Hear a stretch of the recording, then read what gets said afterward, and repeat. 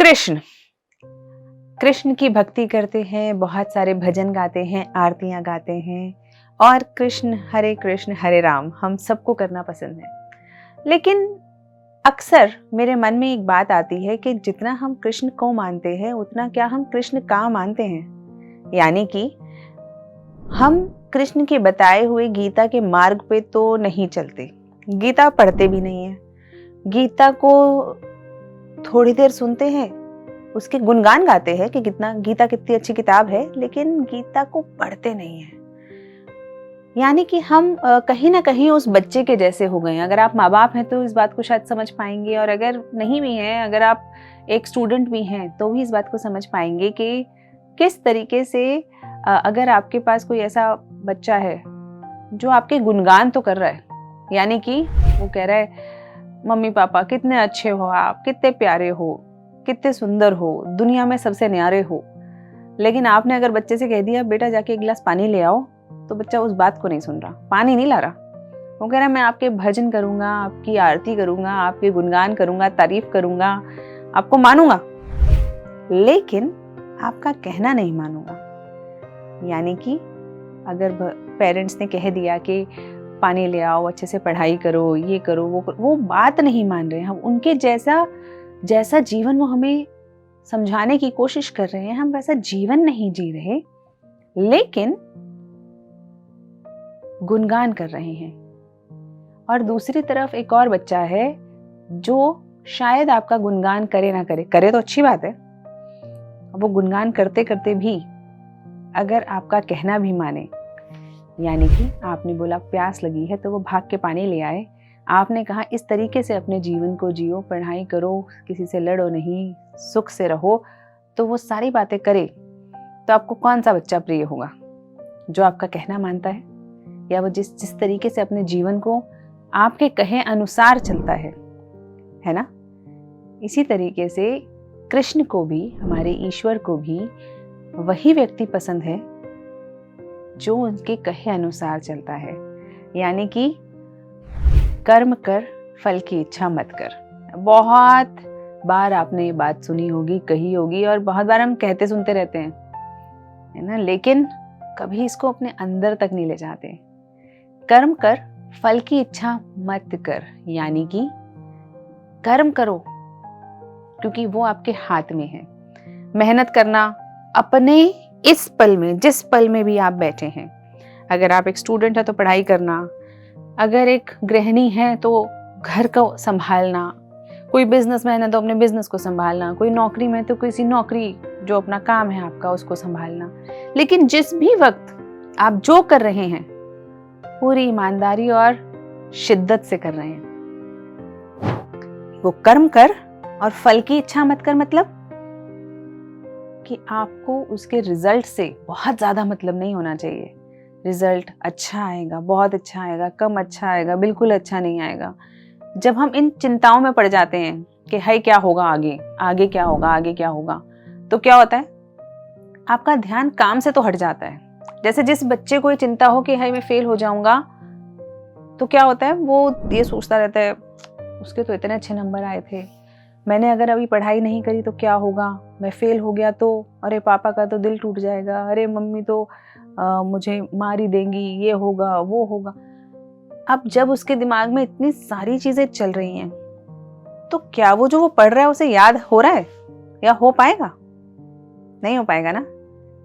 उसी तरीके से जो व्यक्ति काम करते करते अपने दिमाग में 100 तरीके की बातें जोड़े बैठा है कि यार कल को पता नहीं क्या होगा, मैं ये भी कर लूँ, वो भी कर लूँ, और हर तरीके की बातें दिमाग में सोच रहे हैं। जो गृहिणी इनसिक्योर बातें सोच रही है कि घर संभाल रही है, लेकिन उसे लग रहा है राम, घर संभालना तो कोई बहुत अच्छी बात नहीं है, इसमें तो कोई रिस्पेक्ट की बात नहीं है, मैं इससे अच्छा ये कर लेती, मैं एक सोसाइटी ज्वाइन कर लेती, वो कर लेती।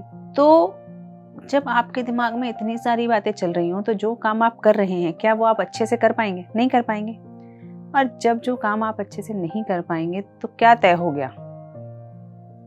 फेलियर तय हो गया, विफलता तय हो गई। इसीलिए कर्म कर, फल की इच्छा ना कर एक बहुत बड़ा सक्सेस का राज भी है, और सक्सेस के साथ साथ आपके मेंटल पीस का भी राज है। आपने अक्सर देखा है जब हम कोई गेम खेल रहे होते हैं, क्रिकेट, फुटबॉल, बास्केटबॉल, कोई भी, और कई बार जब हम मूवीज देख रहे होते हैं तो एक मोमेंट आता है जब हमें ना बिल्कुल ध्यान ही नहीं रहता क्या हो रहा है, बल्कि हम सिर्फ गेम में इनग्रॉस हो जाते हैं। सिर्फ गेम और हम और गेम, एक वो वाली स्थिति होती है जहाँ पे गेम में ही इतना मजा आ रहा है आपको कि आपको हार और जीत से फर्क नहीं पड़ रहा। उसी तरीके से मूवी में कई बार इतना मजा आने लगता है देखते देखते कि आपको उसके अंत से फर्क नहीं पड़ता, आप उसमें इतना खो जाते हो। वही आपको प्रैक्टिस करनी है कि जब आप काम कर रहे हो, जो भी कर रहे हो, उसमें आपको महसूस हो, क्योंकि जैसे ही आप उस स्थिति में आते हैं आप कृष्ण को मानने के साथ साथ कृष्ण का मानने लग जाते हैं। जब आप ये चिंता छोड़ देते हैं कि इसका रिजल्ट क्या होगा, तब आप कृष्ण का मान लेते हैं। इसीलिए आप देखना कि कृष्ण को मानने वाले तो खुश रहते हैं, लेकिन कृष्ण का मानने वाले जरूर खुश रहते हैं। उनकी जो संतुष्टि है, जो उनके जिसे कहते हैं ना freedom, the relaxation they feel, that is beyond expression. क्योंकि उन्हें चिंता नहीं है कि आगे क्या होगा, क्योंकि अगर सब चिंताएं हम करेंगे तो ईश्वर क्या करेगा। तो कुछ उन पे भी छोड़ दें, हार जीत इन सब के फैसले उन पे छोड़ दें, लेकिन एक चीज का फैसला हमेशा अपने पास रखें, अच्छे से कर्म करने का। क्योंकि याद रखिए, जैसे हमें वो लोग पसंद होते हैं जो हमारी बात मानते हैं, हमारे तरीके से चीज़ों को समझते हैं, अपने जीवन को व्यतीत करते हैं, उसी तरीके से ईश्वर को भी वो लोग पसंद होते हैं जो उनकी वाणी को मानते हैं और उसको समझते हैं। कृष्ण ने अर्जुन को ज्ञान दिया और अर्जुन ने उसे फॉलो किया। सोचिए अगर कृष्ण ज्ञान दें और अर्जुन फॉलो ना करे तो क्या अर्जुन को फायदा होगा? नहीं। कृष्ण के होने का फायदा भी तब है जब साथ साथ अर्जुन उसको फॉलो भी करे, उसको इम्प्लीमेंट करे। अच्छे से अच्छे ज्ञान का कोई फायदा नहीं है। बहुत बड़ी मेडिकल फील्ड की किताब उठा लाओ, किताब रखी हुई है अगर आपके पास, और अगर आपने उसको अप्लाई करके मेडिसिन नहीं ली तो कोई फायदा नहीं है उस अच्छी किताब के होने का भी। उसी तरीके से अगर आपने कृष्ण को माना है, आप उसकी इतनी भक्ति कर रहे हो, लेकिन अगर आपने उसके कहे रास्ते को नहीं माना, अगर जो रास्ता उन्होंने दिखाया उस पे आप चले ही नहीं, तो कैसे होगा? इसीलिए कृष्ण का मानना भी बहुत जरूरी है। गीता का ज्ञान सिर्फ किताबों में ना छोड़ें, हम उसे इम्प्लीमेंट भी करें। अच्छा, एक बार पता है क्या हुआ?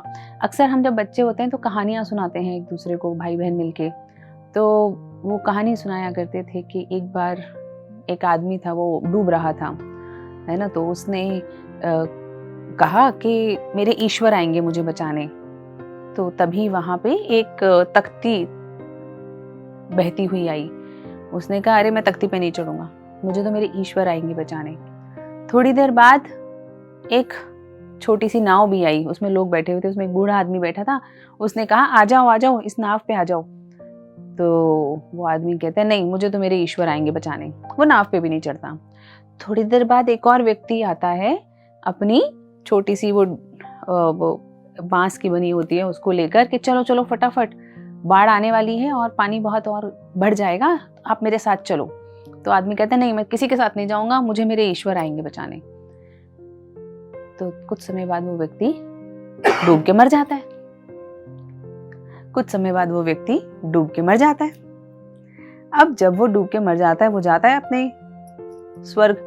तो स्वर्ग में जाके ईश्वर से सबसे पहला सवाल पूछता है, ईश्वर मैंने जीवन भर आपको इतना याद किया, इतनी आपकी पूजा करी, आप मुझे बचाने क्यों नहीं आए? तो ईश्वर ने कहा 3 बार आया था, तुम चले ही नहीं।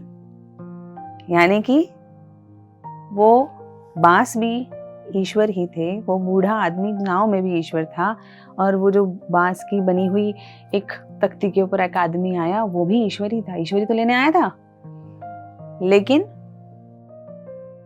हम उस वक्त पे ईश्वर को समझ ही नहीं पाए, देख ही नहीं पाए।